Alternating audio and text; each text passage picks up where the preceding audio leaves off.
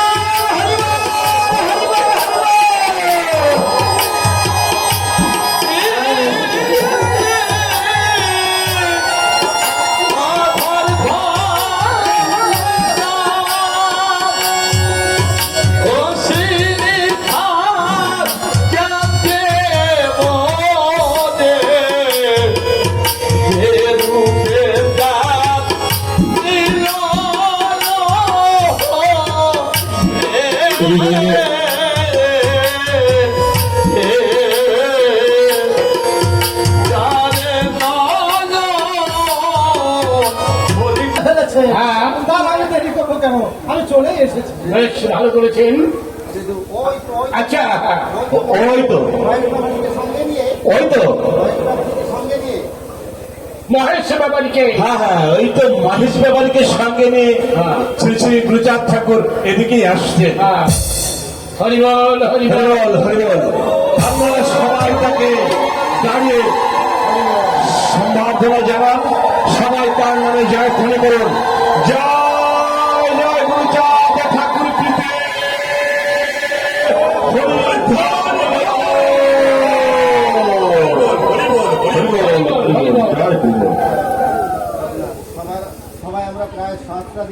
সভায় আমরা প্রায় 5 সহস্রাধিক লোক এখানে উপস্থিত হয়েছি। এবার আমরা আমাদের সবার কাজ শুরু করতে পারি। প্রথমে সভাপতি নির্বাচনে শুভেচ্ছা জানাই। আপনারা সবাই জানেন স্বধর্ম বিধবাং শ্রেয় পরম ধর্ম ভয়াবহ। গীতার বাণী মিথ্যা নয়। পরসেবা পরন্ন ভোজন ভিক্ষাবৃত্তি যে কোনো জাতীয়তার মূলে কুঠারাঘাত করে। জাতির জাতীয় জীবনে গৌরব নিজেদেরকেই অর্জন করে নিতে হয়। জাতীয় জীবনে আত্মসম্মান বোধকে জাগ্রত করতে হলে সর্বপ্রথমে সুশিক্ষার প্রয়োজন। আর সেই শিক্ষার আলো থেকে বঞ্চিত হওয়ার জন্য আজ আমরা সমাজের বুকে নির্যাতিত নিষ্পেষিত, আমরা দলিত। আপনারা ভেবে দেখুন, একই পরম পিতার সন্তান হয়েও কেন আমরা সর্বক্ষেত্রে অবহেলিত, লাঞ্ছিত, কেন আমরা অত্যাচারিত? ভগবান তো কাউকে ছোট বড় করে পাঠাননি। মানুষে মানুষে ভেদাভেদ সৃষ্টি করেছে এক শ্রেণীর স্বার্থান্বেষী মানুষ। আর সেই স্বার্থান্বেষী মানুষের তাদের সেই প্রাচীর ভেঙে দিতে হলে সর্বপ্রথমে আমাদের প্রয়োজন শিক্ষা। সুতরাং আজকের সভায় আমরা সবাই প্রতীক্ষা করব, আমরা যে যেখানে থাকি না কেন আমাদের ছেলেমেয়েদের উপযুক্ত শিক্ষায় শিক্ষিত করে গড়ে তুলতে হবে। তবেই হবে আমাদের সব কিছু ফিরে পাওয়ার। তাই আসুন আমরা সবাই প্রতিজ্ঞা করি, আজ থেকে আমরা আমাদের প্রতিটি ঘরে ঘরে শিক্ষার আলো ছড়িয়ে দেব। আর এই হচ্ছে আজকে আমার সংক্ষিপ্ত আলোচনা। বিভিন্ন রকম বক্তার মুখে আপনারা সার্বগর্ভ বক্তব্য শুনলেন। এবার আমাদের সভাপতি আমাদের সম্মুখে এক ঐতিহাসিক ভাষণ দেবেন।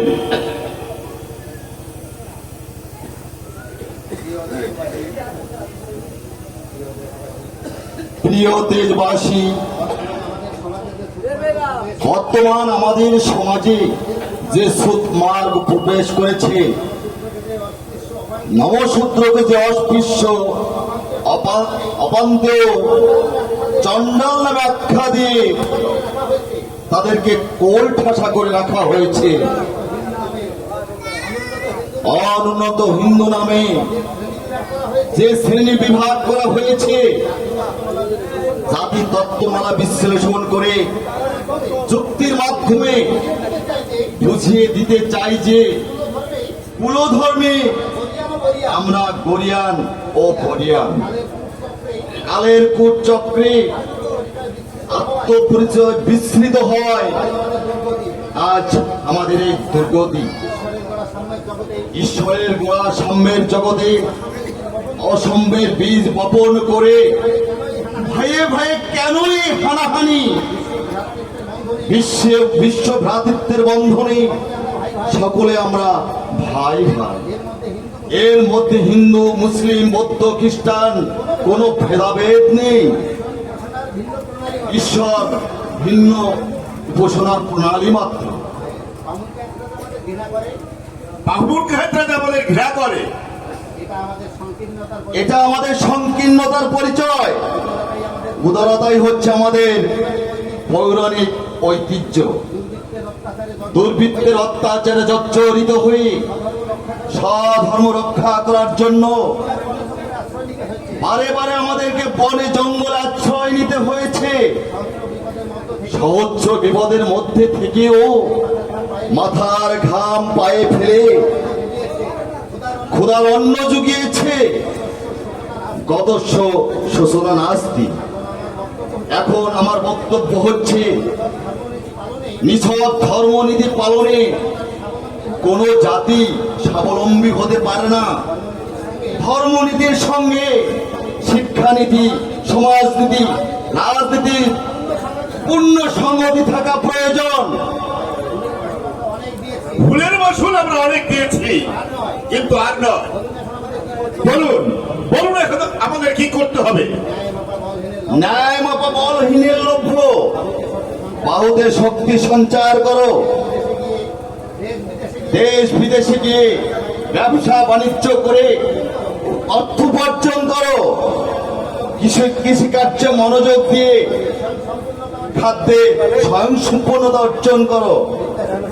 বিদ্যা শিক্ষার জন্য আপামর চেষ্টা করো। উচ্চ শিক্ষার জন্য বিদেশগামী হতে কুণ্ঠাবোধ করো না। এটাই ছিল আমার পিতার আদেশ। আর কেউ আমাদের পিছু টেনে রাখতে পারবে না। তাই আমি আমার নির্যাতিত, নিপীড়িত, অবহেলিত, বঞ্চিত, শোষিত, লাঞ্ছিত সর্ব জনসাধারণের উদ্দেশ্যে বলছি, অনন্ত অসীম যদি দেখিবারে চাস, ধর্মের আগে তোরা শিক্ষার জলে ভাস। বিদ্যা ধর্ম বিদ্যা শ্রেষ্ঠ, বিদ্যা সর্বসার। বিদ্যা বিনে এ জাতির নাহিক উদ্ধার। আবার বলছি, যদিও করো ভিক্ষা, ছেলে মেয়েদেরকে দিও শিক্ষা। খাও না খাও, ছেলে মেয়েদেরকে স্কুলে পাঠাও। পরিশেষে আমার পিতা পূর্ণ ব্রহ্ম পূর্ণানন্দ শ্রী শ্রী হরিচাঁদের চরণ ভরসা করে সকলের সর্বাঙ্গীন সুস্বাস্থ্য ও মঙ্গল কামনা করে আমি আমার বক্তব্য এখানেই শেষ